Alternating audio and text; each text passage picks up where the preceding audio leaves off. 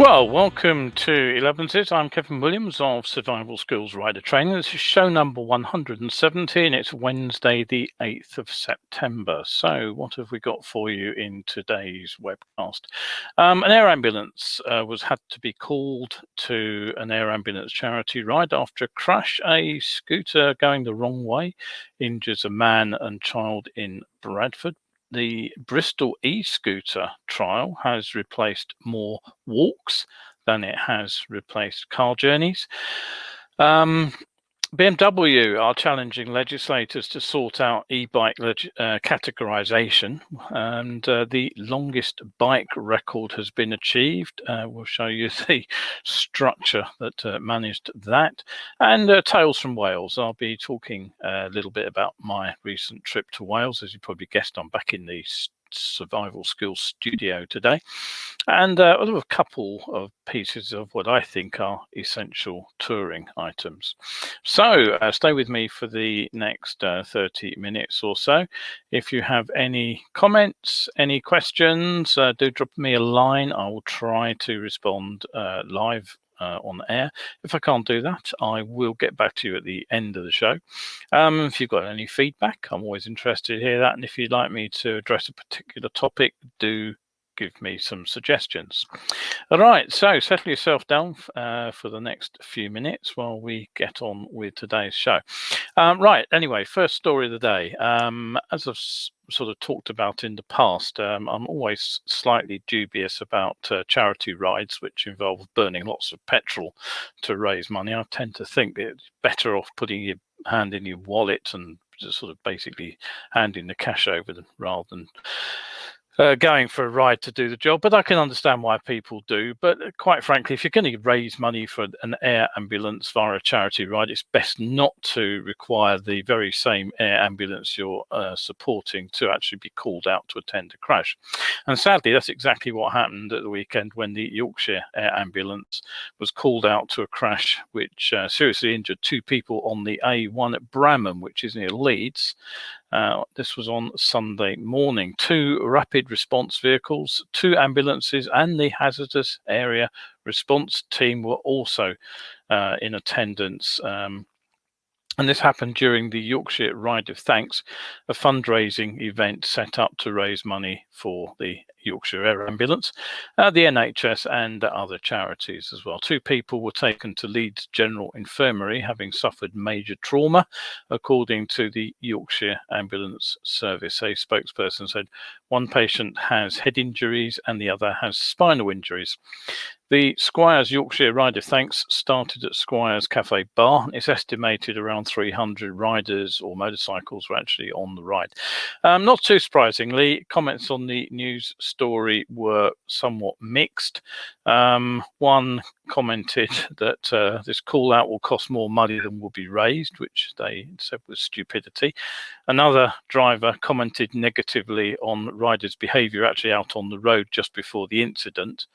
Others were more supportive of the motive for the ride, and one pointed out that motorcyclists frequently raise money for good causes, but claim they don't receive any media attention. Now, that's not actually true. These rides are actually nearly always well covered, but they did make the point that accidents do always hit the headlines and usually report motorcycling in a negative way, which actually leads me on to my next story. In this particular incident, a moped rider, apparently riding the wrong way and flouting a road closure, has hit a pedestrian who was carrying a child in Bradford. And the incident was actually captured on CCTV and shows the scooter knocking the man down. The man is looking in one direction for traffic, starts to cross the road, and then looks the other way and sees the scooter rider coming alongside a row of cones, and he was knocked down.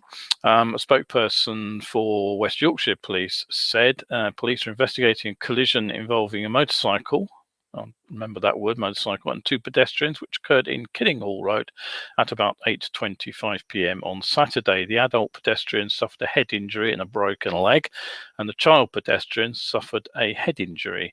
None of the injuries are thought to be life-threatening, and a 20-year-old man has been spoken to, and inquiries are continuing. Now, what caught my eye with that story was the headline use of the term motorcyclist and the police report using the term motorcycle. Now, technically, a rider on a moped or a scooter is a motorcyclist, but ask a rider to define motorcyclist, and they're very unlikely to define anything to include anybody using a scooter or a moped. Now, it's hard from the video to see whether or not the scooter rider was actually carrying a fast food delivery box or a bag excuse me, on the bike. But given the time of the good odds on it being the case on a fast food delivery. Now, personally speaking, the standard I've seen of riding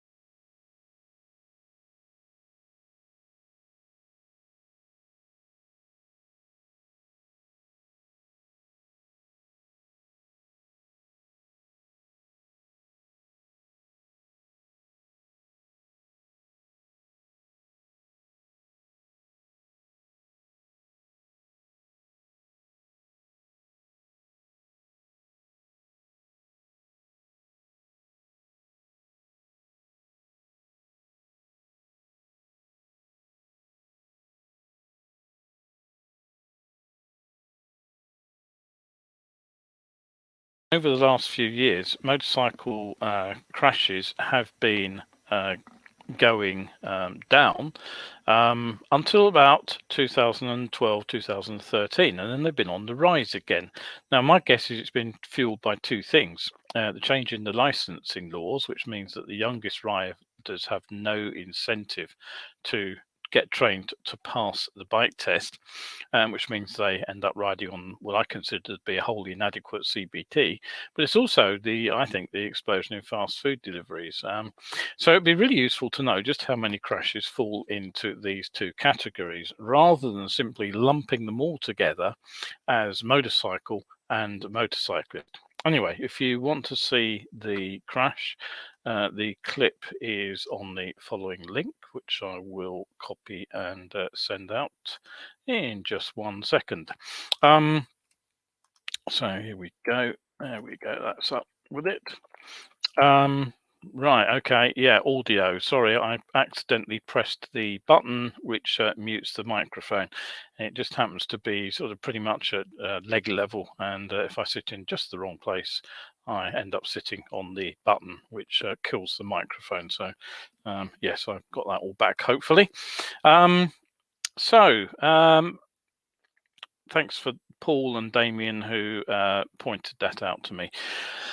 Right now, two-wheel vehicles are presenting something of a challenge in terms of what's illegal and what's legal, and who can ride what kind of two-wheeler in what kind of place at what kind of age. Now, in the past, it's been pretty easy to distinguish between a bicycle, because that's simply been pedalled by the rider, and a motorbicycle.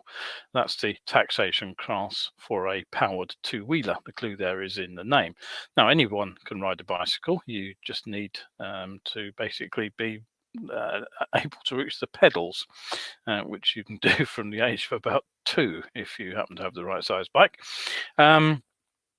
But you do need to be the right age and have license qualifications to ride a motorcycle. Now, for a short time, that sort of fairly clear distinction was blurred by the likes of the original moped, the combination of motor and pedals, such as the iconic FS1E. Now, in theory, you could pedal the thing and ride it without a license, but having personally tried it, I can tell you, you wouldn't have got very far before running out of steam yourself. But once the motor was running, the Fizzy moved a lot faster than anyone setting the rules had actually bargained for. So it wasn't long before the legislators stepped in and speed limited the sports moped category. So that consigned that particular machine to the history book marked curiosities. Everything went pretty much back to normal. Bicycles were pedalled, motorbikes were driven by an engine. Until, of course, the last couple of years, when the game has changed thanks to the electric motor. And again, the distinction between the two has been blurred. Right now, designers all over the world are taking top-end bicycle components and hanging an electric motor between the wheels. Now, some of these are legal pedal-assisted electric bicycles, which means anyone can ride them. And for these, the motor can only provide assistance whilst the rider pedals, and then only to a strictly Euro limited top speed of 25 kph or 15.5 miles per hour.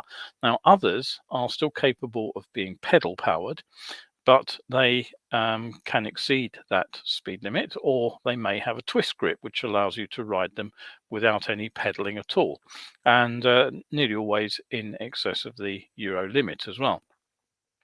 Some have done away with any concession to a bicycle by removing the pedals and replacing them with foot pegs. So although they look like a bicycle at a glance, they are technically electric motorcycles. And so enter BMW here. They have just launched a pair of, well, let's call them two-wheelers. The company says that they intend to challenge the legislators to clarify and rewrite to the rule book. So let's have a quick look at those. There they are. If I just zoom in a little, you can see those a little bit more clearly. There they are.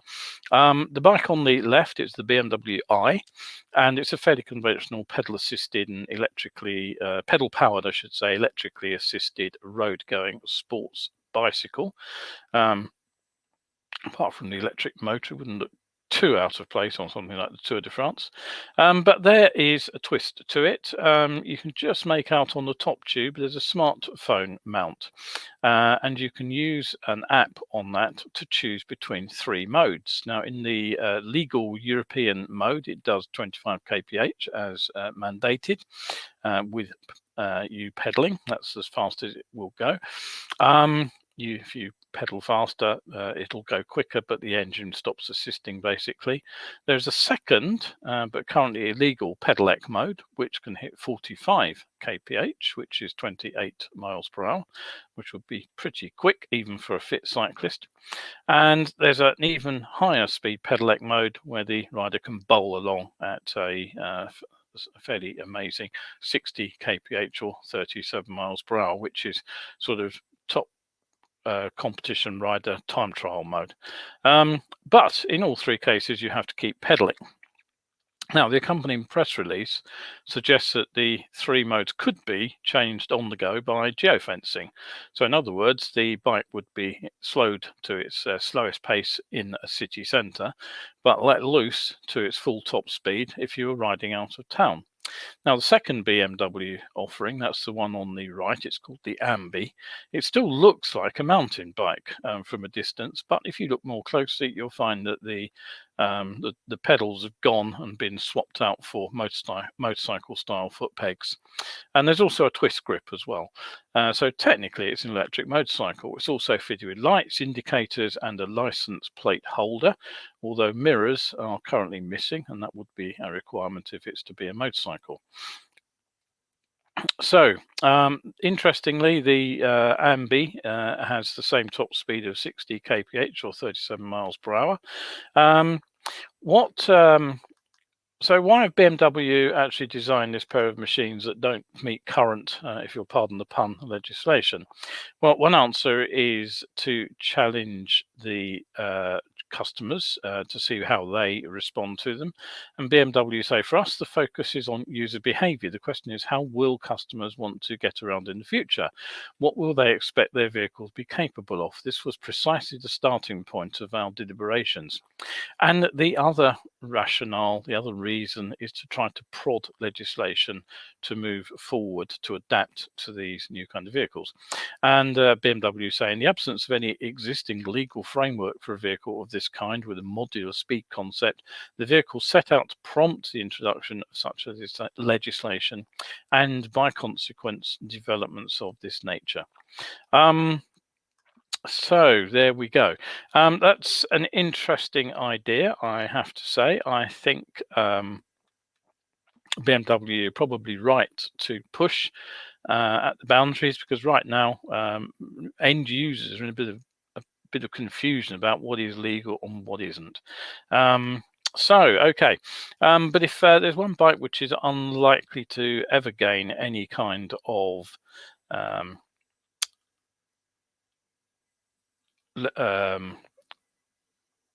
sorry, I've lost my plot here. Yes, any kind of status out on the road, legal status, it's this one. Let me just get that picture up on screen.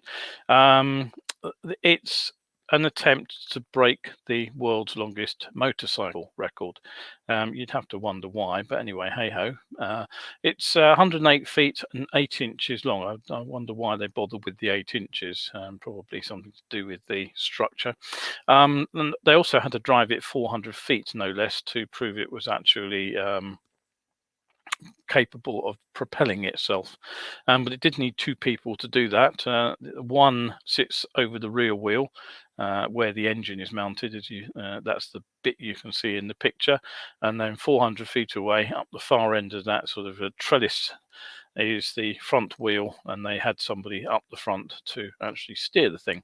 I can't help but think that if they'd have studied suspension bridges, one thing that they would have realized is that they could have created something rather more elegant than that sagging girder truss there, which appears to have needed a bent section in the middle to stop it dragging on the ground. Anyway, it got where it was going, which was 400 feet away, and is now a record holder. As you probably guessed, I'm back from my trip to Wales after my short break. And as you probably noticed also, looking out the window at the moment, it's a lovely, lovely, clear and warm sunny day here in London. We definitely lucked out with the weather. So on Thursday, we rode from London to the cottage where we were staying, which was just outside Fishguard in Pembrokeshire. It's not too far in distance terms, around 250 miles. But unless you're prepared to sit on the M4 to Wales, and I wasn't, it's a pretty miserable journey. So what we did was headed up the M40 initially, but by Stokenchurch I was bored. I was actually going to get as far as Oxford, but I didn't make it that far. So we turned off onto the old A40, trekked across the top of Oxford, and then followed the A40 basically most of the way. We took a shortcut which cut off Hay on Wye. And yes, it took longer, but it's a much more interesting route, and did offer us a choice of mid-ride stops. And we found a nice farm shop doing tea and hot sandwiches just outside Cheltenham. And I have to say, both were pretty welcome, as it was a fairly chilly day. And it wasn't until we got into Wales that the sun came out and the temperature rose, which I have to say is rather odd, because in my experience, it's nearly always the other way round. Cross into Wales and it normally starts to rain. More on that in a moment. Although we left rather later than planned, I had to do a bit of repacking and thinning out to fit all the my partner's luggage into the riding kit. We still made good progress. We got there about 6:30. The GPS kept me mostly on track. There were a couple of unplanned diversions. Along with a lot of these things, it tends to think that a minute saved down the back lane is actually a better route than the main road. Of course, it never is. But one thing I did find that was that the GPS was a lot easier to read with a pair of these. Now, if you read my tips on Tuesday on August 24th, you'll know I mentioned the light enhancing, glare defeating characteristics of my yellow glasses. I've used them for riding ever since I discovered how good they were in falling snow, and I also use them because they keep dust and grit out my eyes, because I do tend to be prone to sort of hay fever and itchy eyes. So I don't actually ride the bike in snow, but I was actually surprised at the number of other riders who said, "Oh yes, I wear those too." But something I learned from Mike Roberts, thanks Mike, is that not only does he have a pair himself, but they come with a bit of a twist to them. If you look very closely at the bottom of the lens, can you see the little section down here where I'm sort of pointing roughly where I'm trying to point with my finger? Let me get the other one in shot. There we go. Over here, there's actually a bifocal lens on these. I think you can just make out the nature of the bifocal lens as I run it up and down. It's basically a section for reading. Mike showed me a pair with a rim. Now, I actually prefer the rimless glasses simply because when you've got them on, there's nothing, absolutely nothing to impede your vision. You don't even know you're wearing them after a couple of seconds. And I have to say, after purchasing these in time for the trip and riding for the 850, 900 miles we did, all I can say is that they really do work incredibly well. My reading sight isn't quite as good as it used to be. I have to be perfectly honest there. My long distance sight is still pretty damn good. But I do have to squint a bit these days to read the small print on the GPS. So with these, I turned out to be able to read it with absolutely no problem at all. And the best thing is that you don't even notice the bifocal nature of the reading section. And being able to read the GPS without squinting, I have to say, was a real bonus and a bit of a safety aid as well, because it didn't take quite so long to read the directions. They're also anti-fog, they're UV protective, they're impact resistant, they're shatterproof, they're comfortable under a helmet because the side arms are fairly flexible. So there's very little to make those uncomfortable. They weigh absolutely nothing. They're also available in clear and smoke. And if you're interested in a pair, you can track them down here. I'll just put the link to that up as well. There we go. They're called Voltex. That's the brand. And I think they cost me just on a tenner. So I'm really quite impressed with those. Okay, so I think we covered about 80 miles on Friday, and we took ourselves off through some interesting roads. Local goat track. I was going to put a picture of that up, but I seem to have mislaid it. But anyway, no, not to worry.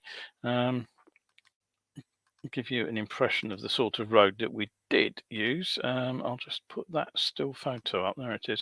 I'll explain why the truck is there in that photo in just a moment, but that gives you an idea of the kind of roads that we were riding. There were some beautiful scenic roads. We did about 80 miles the first day. Took most of the day because we really did amble. We found ourselves a cafe for lunch, of course. In the evening we had a really interesting 90-minute performance by a pair of very accomplished musicians playing Baroque cello duets at a small private gathering. It was absolutely magnificent, really magical, and a real privilege actually to attend such a performance. Saturday was another lovely day. Weather was improving all the time. We had another low mileage day out on the bike, but took quite a time to do it. Meal out in the evening. Sunday was a nice day as well. Sun was really out now, and temperature was starting to climb. Did some more roads over the Priscilla Hills down to Milford Haven, down the estuary. Turned back up the coast, which is beautiful. Pembroke Coast has some fantastic beaches there. I hadn't never been out to that part of Pembroke before. We ended up in St David's for a tour around the cathedral, which is one of my favourites actually. Tiny. It's a relatively tiny building, and the bit I really love about it is it slopes. It slopes from end to end, and it slopes from side to side too. Most cathedrals are level. This one certainly isn't. It was getting seriously warm out on the bike by now, but we finished the day off by going out for a 90-minute boat trip round Ramsey Island, which actually was fairly splendid. Baby seals in abundance on the beaches, which was great to see. The birds had mostly gone, but there was the most amazing riptide between the island and the mainland as the tide changed. There's a barrier, a bar under the water. It's quite shallow, and the water is actually 1.5 meters higher on one side than the other at the right time, part of the tide, and we just happened to be at exactly the right moment to experience that. So Monday, we said goodbye to our host Nia, and we headed up over the Cambrian Mountains and across the Devil's Staircase, and that is a spectacular set of hairpins. They're about 1 in 4, 25% if you prefer. They're pretty tough going up. They're even tougher going down because even engine braking won't keep the bike under control. You really need the brakes, which makes turning the corners a little bit tricky. Fortunately, we weren't on the narrowest section when we met this particular lorry driver.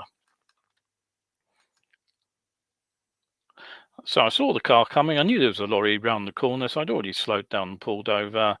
And well, that was his response to me taking a bit of care to make some space for him. Basically, he didn't slow down at all. So yes, I was not impressed with that particular bit of driving. We didn't have many issues like that, but it would have been nice if he'd have reciprocated by slowing down himself. Monday, we finished the ride, as I say, over the Cambrian Mountain, and then Tuesday back to London. And with the temperatures climbing towards the 30s, one thing I didn't need on my trip were my waterproof socks. Now, for journeys like this one, I'm likely to be doing a bit of walking as well as the riding. It was a fair climb back from the boat, actually, up the cliff to the car park at the top. I tend to wear a pair of sort of all-purpose lace-up calf-length boots. And one thing they're definitely not is waterproof. So this isn't the first pair of waterproof socks I've had, but I think they're the best. They're made by Dex Shell. There we go. You can just about see the label on those there. Get it in shot. Dex Shell. There we are. So they're a brand that's less well known than Sealskin. I've had some of those in the past. They're considerably cheaper, and in my opinion, at least, they're a lot more comfortable to wear. I found the Sealskins rather scratchy on the feet, and the other thing I found was that they were quite sort of inflexible and uncomfortable, even in the bike boot, and my feet got sweaty even when it wasn't raining. These are much softer to the touch. Apparently, they're woven using bamboo fiber, as amongst other things, which surprisingly is very, very soft to the touch. They're a lower length, and although they don't seem to make the precise pair that those are, their ultralight appear to be the closest match, and they're not too pricey at 22 quid either, and they do the job. They're completely waterproof. I just wish I'd remembered to take them to New Zealand in 2018 when I got caught in torrential rain for 70 miles. It was bad enough having water squishing around my toes every time I changed gear on that ride, but it took 2 days to dry the bike boots out, so I had wet feet for 2 days as well. Right, anyway, that's it for another show. Don't forget, I'm still running evening assessments. We're running out of daylight in the evening now. It's probably around about 7:30 while we've still got usable light. So we can get an assessment in and finished by dusk. If you want your riding checked over, give me a bell. Courses are still running on all of my courses, and don't forget, there's also the Science of Being Seen presentation. That's going out on Wednesday the 6th of October. If you are interested, have a look at the link here. Science of Being Seen is the presentation I originally put together for Fire and Rescue, and eventually became used as Mod 3 of Biker Down by most of the Biker Down teams across the country. We won an international road safety award in 2012 for our Biker Down course, which included Science of Being Seen. So yes, if you want to see the original Science Being Seen fully updated with the very latest science, Wednesday, 6th of October, £5 for a ticket. Sign up on the link I've just given you. Paul has just said, I saw a truck video on Facebook earlier. It might be in order for you to send the footage to the company's transport manager. Oddly enough, Paul, that's exactly what I was going to do. Right, thanks for that advice. I trust you've all enjoyed the show. Stay safe out there. I'll be back with another 11s on Sunday. So that's me signing off for today.